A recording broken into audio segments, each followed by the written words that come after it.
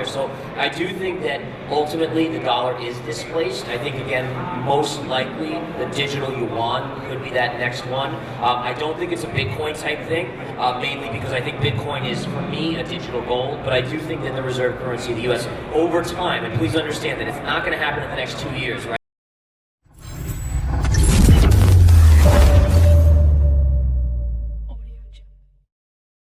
Yeah, I do think that's going to happen. I think the mistake most people make is thinking that it's overnight. Like last year with the crypto conference here, the big thing was, oh, the dollar is going to be worthless, so you got to be in Bitcoin. And what we have to remember is that number one is reserve currencies. There generally is a lifespan, right? Cycles for reserve currencies. So you can go back historically and actually look at different reserve currencies throughout the global world. And actually see that it's usually about 100 to 120 years that a normal currency remains the reserve currency. The US dollar is getting towards the end of that cycle, and you can already see it with what's going on with Russia and China. They're starting to make these inroads into using yuan or other currencies out there. So I do think that ultimately the dollar is displaced. I think, again, most likely the digital yuan could be that next one. I don't think it's a Bitcoin type thing, mainly because I think Bitcoin is, for me, a digital gold. But I do think that the reserve currency of the U.S. over time, and please understand that it's not going to happen in the next 2 years, right? We're still the cleanest shirt, as you said, in the room,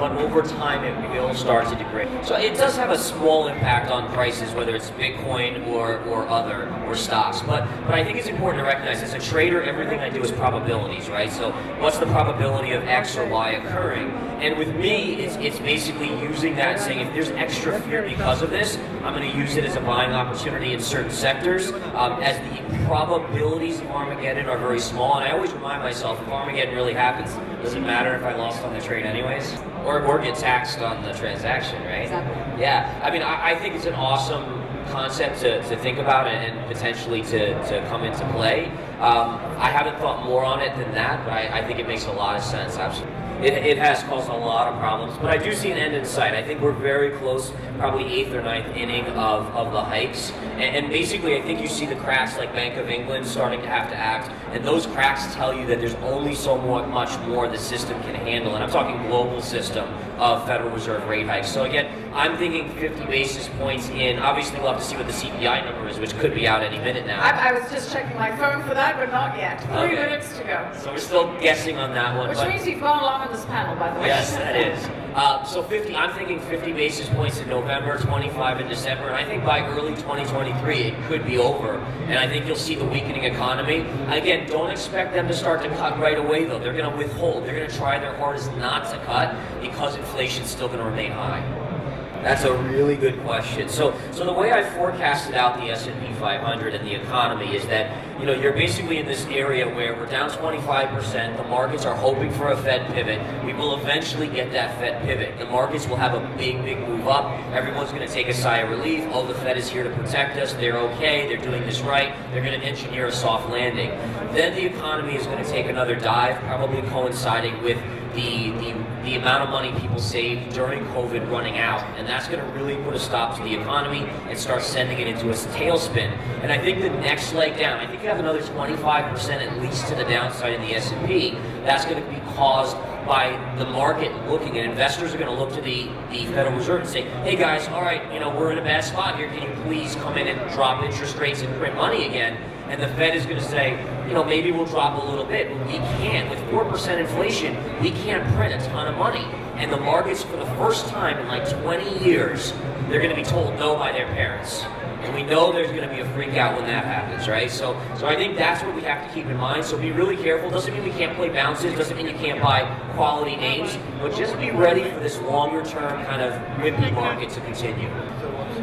Yeah, so that's a great point. And looking at all these foreign markets makes a lot of sense because that's where you're going to find opportunity. I would just say I think the reliance with India on the United States is semi-decent at this point still, just like China is to some extent. As long as their inflation, I'm not sure about the inflation in India, as long as it stays subdued, then I think you look to that market. If it starts to pop and you also have the U.S. market slipping into recession, be careful because it is an elevated market. And again, one of the things noticed recently I read about was that the Chinese stock market and the India market are the furthest imbalanced as two emerging markets than they have ever been. And so it does make me wonder if the Chinese market has a bounce and they kind of meet back in the center somewhere. So just watch that data point. I think that's going to be really important. So first off, the markets are getting slammed. Right. Down almost 2.5% on the, almost 2% on the S&P 500. So that right there, I don't even need to know the number. It came in hotter than expected, right? You don't even have to know what the number is. The markets are the best indicator. 8.2, so 8.1, hotter than expected. Wow. Yes, I've been a trader for 20 years. I got to the point where I've learned so much by making so many mistakes in my early career that I decided to put together a educational course. So it's a 3-course series, verified investing education.